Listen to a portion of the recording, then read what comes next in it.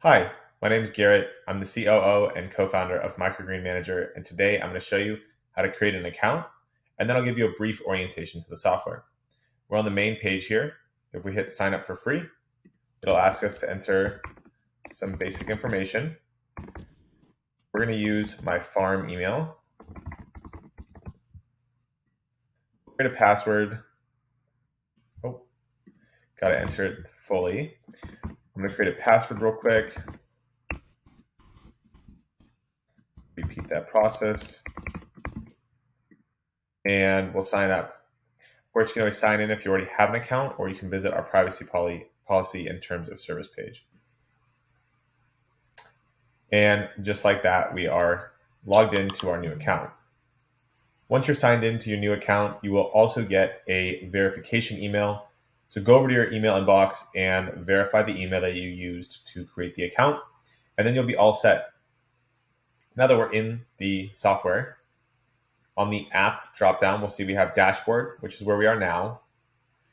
And once the software is filled out, you will have all of your relevant information at a moment's glance here. So today's tasks, we can look forward and see what's coming our way for the next week, both in terms of tasks, the number of trays you will end up needing to prep for all the plantings for the coming week, the next harvests, any orders, and then of course, if you missed anything or you're falling behind, it'll tell you really quick if you're overdue on any tasks, overdue on any plantings, orders, and then if you have any surplus or any deficit product, then you will know at a glance if you can sell that extra surplus to other customers, or if you have a deficit, you'll know really fast and you can get on top of letting those clients know that you won't have the product that they need.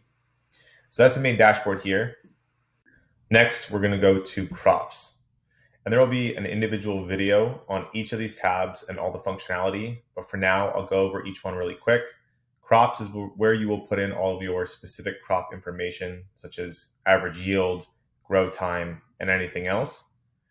There's a way to add default crops that we have preloaded into the system, or you can add custom crops from the start. You can always edit the default crops. At the bottom, we have blends, which you will use after you have entered crops because you need your crops to build the blends. Once you have your blends entered, you can go ahead and make your first order. We have orders and recurring orders. Orders are for one-off orders. In here, you can place orders. You can give it a customer name, tell it whether it's recurring or not, pick a start date, an end date, and a frequency of recurrence, and of course, add your crops and your blends, any live trays, any containers, all that good stuff. The main difference between orders and recurring orders is you can go to the recurring orders tab if you just want to see the orders that have a recurring functionality. The orders page gives you all orders, and that's the same difference between tasks and recurring tasks. Now that you've entered crops and blends, you've placed your first orders, the software has all the information it needs to start creating every task you need to follow in order to grow the right amount of trays at the right time to be ready on time for all your customers. So all those tasks are going to be populated in your tasks tab. You can create new one-off random tasks, such as cleaning and maintenance items, or you can go over to your recurring tasks page and do the same. For example, you might put inventory every 5 weeks.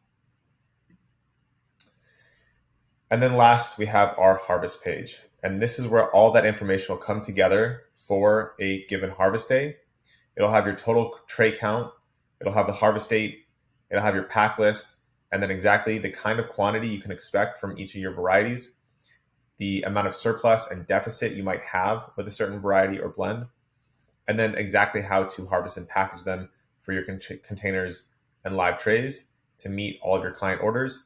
And then, of course, you can export the pack list as a CSV file into Excel so that you have that ready on harvest day, for example, for your delivery driver.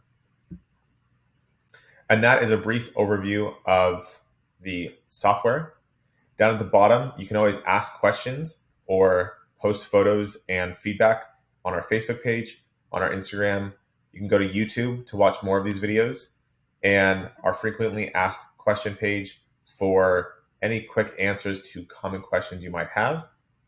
You can also go to our feature-based page to see what other feedback people are offering and features that people are requesting. You can scroll through and look at features that you might find interesting. You can upvote certain ones, downvote certain ones, and just generally explore the types of things we are working on to make the software a better and more valuable tool for you and your farm. And that's it for your orientation of the software.